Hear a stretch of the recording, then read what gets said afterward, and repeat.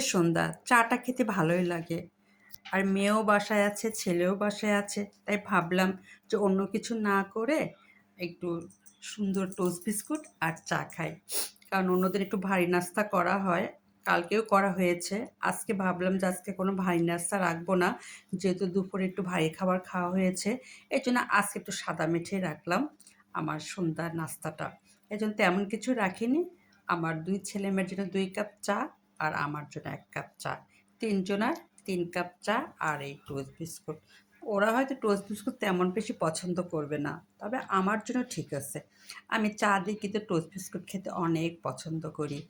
আর এজন্য আমার জন্য আজকে পছন্দ হলো চা টোস্ট বিস্কুট। তবে ছেলে-মেয়ে টোস্ট বিস্কুটটা তেমন পছন্দ করে না, না পেরে খাবে। আর মা যেহেতু নাস্তা আর কিছু করেনি, আর উপায়ও নাই, এজন্য ওরাও একটু, একটু করে খাবে।